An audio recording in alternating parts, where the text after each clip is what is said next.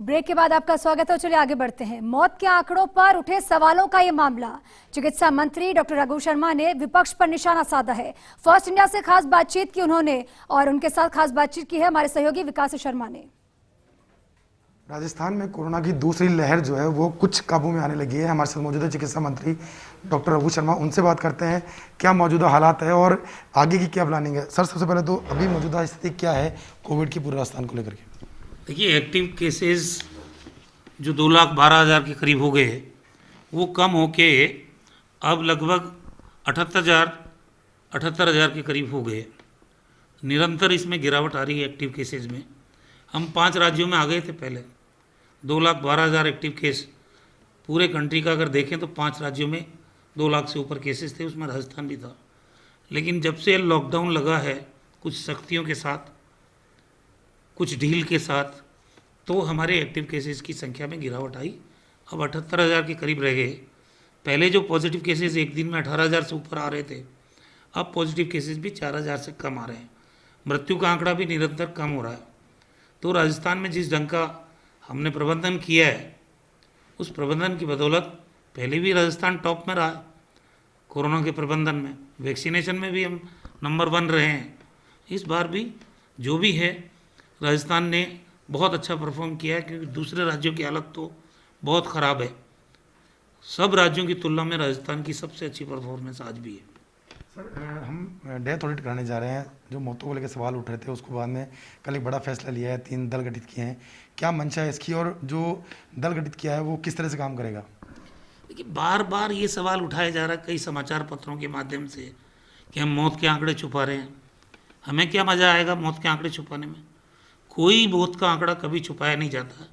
चाहे ग्रामीण क्षेत्र में मृत्यु हुई हो, चाहे शहरी क्षेत्र में हुई हो, हर मौत जो कोविड से हुई है उसका रिकॉर्ड संधारित किया गया है। लेकिन दूसरे कारणों से भी मृत्यु होती है, और कोविड की इस महामारी के दौर में उनका फ्यूनरल भी उसी ढंग से हो रहा है।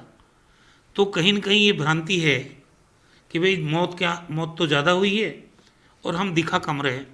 उसी भ्रांति को दूर करने के लिए मुख्यमंत्री जी ने आदेश दिया कि जितनी भी डेथ होती है या हुई है उनका ऑडिट किया जाए। उसी के लिए 3 आदमियों की कमेटी बनाई गई है कि हर मृत्यु की वो वास्तविकता पूरे प्रदेश की जनता के सामने रखेंगे। हम कोई आंकड़े छुपाना नहीं चाहते, ना हमारी कभी मंशा रही है। जो भी मृत्यु हुई है वो हमने सही तरीके से रिपोर्ट की है। सर, लगातार विपक्ष जो आरोप लगा रहा है कि मौत के आंकड़े छुपाए जा रहे हैं, उसके अलावा और भी कई तरह के आरोप लगाए जा रहे हैं, कुप्रबंधन के आरोप लगाए जा रहे हैं, क्या कहते हैं इसको लेकर? विपक्ष का काम क्या है? विपक्ष का काम सिर्फ यही रह गया आरोप लगाना। केंद्र के मंत्री हैं जो जिम्मेदार पदों पर बैठे हुए हैं, उनको मालूम है कि राजस्थान को वैक्सीन कितनी मिल रही है, उसके बावजूद आरोप लगा रहे हैं। अभी आपको सच्चाई देखनी है तो जरा गंगा के किनारे चले जाओ। वहाँ जिस ढंग से लाखों लोगों की लाशें, ये जो रेत है उसमें गाड़ी गई है, लोग देख नहीं सकते वहाँ का नज़ारा। लाशें गंगा में, यमुना में बही जा रही है। वो कौन से प्रदेश हैं? वो भारतीय जनता पार्टी के शासन वाले प्रदेश हैं जहाँ से प्रधानमंत्री जी आते हैं। उनका भी इलाका इसी इलाके में पड़ता है। तो ये हालात भयावह अगर देखने हैं तो वहाँ हैं। हमारे यहाँ तो मुख्यमंत्री जी ने सह सम्मान अंतिम संस्कार करने का सरकारी खर्च पे डिसीजन किया है। जिस किसी भी कोरोना से मृत्यु हो जाएगी उसका अंतिम संस्कार सह सम्मान किया जाएगा। ये राजस्थान ही कर सकता है। और दुर्दशा देखनी है तो उत्तर प्रदेश की देखो, उसके लिए खामोश क्यों हैं बीजेपी के लोग? सर, वैक्सीनेशन अभियान को लेकर के जो है आज 18+ का वैक्सीनेशन अभियान पूरे राजस्थान के अंदर ब्रेक लग गया, उस पर क्या मानते हैं, हमारे क्या प्रयास है और क्यों नहीं जो इस अभियान जो गति मिल रही है? हम बार बार भारत सरकार से मांग कर रहे हैं कि दोनों निर्माण करने वाली जो वैक्सीन कंपनियां हैं, चाहे सीरम इंस्टीट्यूट है चाहे भारत बायोटेक है, वो कितनी वैक्सीन का उत्पादन कर रही हैं इसका आंकड़ा तो बताओ देश की जनता को, ताकि राज्यों को पता चले। और ये भी बताइए कि जितना उत्पादन हो रहा है उसका कितना प्रतिशत एक्सपोर्ट हो रहा है, कितना भारत सरकार ले रही है 45 साल से ऊपर के लोगों को लगाने के लिए, और उसके बाद 18 से 44 साल के एज ग्रुप के लोगों के लिए कितनी वैक्सीन बच रही है। अब आप बताइए, 47 करोड़ रुपए एडवांस हमने दिए सीरम इंस्टीट्यूट को, 12 करोड़ हमने दिए भारत बायोटेक को एडवांस, सीरम इंस्टीट्यूट ने हमको सप्लाई की है, जितनी डोज हमको सप्लाई की हमने लगा दी। अब हमारे पास डोज नहीं है तो हम वैक्सीन कहाँ से लगाएं? वैक्सीन बंद करना पड़ा। भारत बायोटेक से जो 12 करोड़ हमने जमा कराए, हम इंतज़ार कर रहे हैं कि वैक्सीन आए। वो वैक्सीन आएगी, वैक्सीनेशन फिर शुरू कर देंगे। राजस्थान में स्टोरेज की कैपेसिटी हमने बहुत शानदार डेवलप की है और हमने वैक्सीनेशन की साइट्स वो भी डेवलप कर रखी है। ट्रेंड मैन पावर है जो वैक्सीनेट करने के लिए है। अगर हमारे पास नहीं है तो वैक्सीन नहीं है, जिसकी उपलब्धता भारत सरकार को सुनिश्चित करनी चाहिए और वही कर रही है। आप बताइए, भारत सरकार ने 45 साल के ऊपर के लोगों के लिए मई के महीने से हर पखवाड़े में कितनी वैक्सीन की डोज आपको मिलेगी, कोविशील्ड और कोवैक्सीन मिला के वो भी मात्रा निर्धारित की है। तो हमें मई के पहले पखवाड़े के लिए उन्होंने 17,34,850 वैक्सीन राजस्थान के लिए निर्धारित की। उसमें से हमें 3,67,390 वैक्सीन तो अभी तक मिली नहीं है पहले पखवाड़े की। दूसरा पखवाड़ा ये चल रहा है, उसमें आपने मात्रा अलॉटमेंट की घटा दी, आपने कर दी 16,48,450। उसमें से भी अभी 8,73,450 वैक्सीन हमें मिली नहीं है। आज 27 तारीख है, 3 दिन इस महीने के समाप्त होने में बच गए। आधी से ज़्यादा वैक्सीन जो दूसरे पखवाड़े के लिए मिली है वो मिली नहीं हमको। तो एक तरफ तो वैक्सीन नहीं मिल रही है, भारत सरकार को जो देनी है वो भी नहीं आ रही है। हम जो अपने पैसे से खरीदना चाह रहे हैं उस पर भी कैपिंग कर दी है। एगोचित रूप से जो ये कंपनियां हमको बताती है, हम पैसे देते हैं जब, कि भाई भारत सरकार ने 12,66,000 वैक्सीन जून के महीने के लिए 18 से 44 साल के एज ग्रुप के लोगों के लिए तय की है। अब अगर इतनी सी वैक्सीन अगर आप तय करोगे, 3.25 करोड़ बेनिफिशरी है 18 से 44 साल के एज ग्रुप के लिए, अगर हम उनको डबल डोज की भी कैलकुलेट करें और वेस्टेज भी करें, 6.75-7 करोड़ डोज चाहिए। ये 12,66,000 हर महीने आप दोगे तो कितने महीने में ये वैक्सीनेशन का काम पूरा होगा?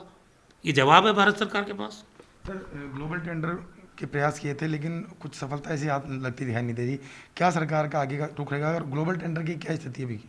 ये तो मजबूरी में किया है, कई राज्यों ने किया, राजस्थान ने भी किया। हमने देखा अगर भारत सरकार वैक्सीन नहीं दे रही है तो ये ग्लोबल टेंडर के माध्यम से अगर कोई बिडर आएंगे तो हम हमारी रेट के अनुपात में अगर कोई देने को तैयार होगा तो हम ये भी पॉसिबिलिटी एक्सप्लोर कर लें। इसलिए हमारी कैबिनेट ने तय किया। लेकिन अनफॉर्चुनेटली ये काम एम्बेसीज के थ्रू वेरिफिकेशन होता है, उनके क्रेडेंशियल्स का, वो कितनी सप्लाई दे सकते हैं ये भी एम्बेसी के थ्रू ही वेरीफाई होता है, और कीमत का निर्धारण भी। तो ये एम्बेसी किसके अधीन है? विदेश मंत्रालय कहाँ है? भारत सरकार के पास है। ये ग्लोबल टेंडर कभी भी राज्य नहीं किया करते हैं, ये भारत सरकार के द्वारा किया जाना चाहिए था, उन्होंने किया नहीं। अब राज्य जा रहे हैं कोर्ट के अंदर, सुप्रीम कोर्ट में, कि भारत सरकार को डायरेक्शन जारी करो कि अगर देश में वैक्सीन नहीं है तो भारत सरकार खुद ग्लोबल टेंडर करके वैक्सीन प्रोक्योर करे और प्रोक्योरमेंट करने के बाद राज्यों को दे। सर, कब तक याचिका दायर करेंगे? कब तक याचिका दायर करेंगे? जल्दी 1-2 दिन में हो जाएगी, करना ही पड़ेगा मजबूरी में, और क्या करें। सर, राजस्थान में कितने बिडर आए हैं, कितने सप्लायर आए हैं, कुछ आइडिया? 9 आए थे, उन्होंने जो रेट्स कोट की वो बहुत ज़्यादा हैं, उनके क्रेडेंशियल्स के बारे में मालूम नहीं है, वो कितनी सप्लाई देंगे, हमारे अधिकारी चर्चा कर रहे हैं उनसे। मुझे नहीं लगता है कि ग्लोबल टेंडर के माध्यम से राजस्थान में हम वैक्सीन का प्रोक्योरमेंट कर पाएंगे। इसीलिए मजबूरी में हमने सुप्रीम कोर्ट जाने का फैसला किया कि वो सुप्रीम कोर्ट भारत सरकार को डायरेक्शन जारी करे। दूसरे राज्य भी गए हैं, हम भी जा रहे हैं, ताकि ग्लोबल टेंडर भारत सरकार के द्वारा हो और जो वैक्सीन आए वो राज्यों को वितरित कर दी जाए। सर, दूसरी लहर का पीक आ चुका है, चिकित्सकों का कहना है कि ये ट्रेंड अब नीचे घटेगा, लेकिन तीसरी लहर की भी आशंका जताई जा रही है।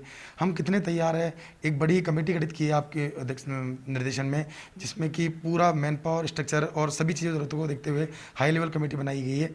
क्या कमेटी की काम करेगी और साथ में हमारी क्या प्लानिंग आगे लेकर?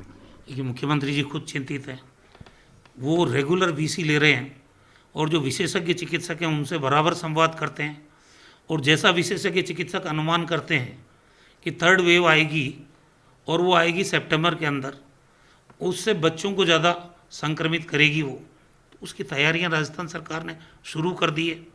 मैंने भी कल मुख्यमंत्री जी के निर्देश पे विभाग के अधिकारियों से बात की, ताकि हम ये जो समय हमको मिला है, इस समय को अंदर अंदर हम बच्चों के चिकित्सा के जितने भी हमारे संस्थान हैं, वहाँ की स्थितियाँ, वहाँ का इंफ्रास्ट्रक्चर वो मजबूत कर लें, वहाँ जनरेशन के प्लांट लगा दें, वहाँ वेंटिलेटर्स की प्रॉपर प्रिक्योरमेंट की बात कर लें, वहाँ जो आईसीयू है उसको डेवलप कर लें, सीएससी लेवल पे क्या किया जा सकता है इसकी पॉसिबिलिटीज़ भी एक्सप्लोर कर रहे हैं।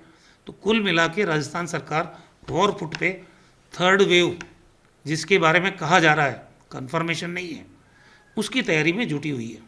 सर कल एक बड़ा फैसला लिया है कि आप रोज़ शाम को 5-5:30 बजे पूरे अधिकारियों की वीसी लेंगे और पूरे राजस्थान के अंदर जो भी ज़रूरतें हैं वो और मौजूदा स्थिति क्या है उसकी समीक्षा करेंगे।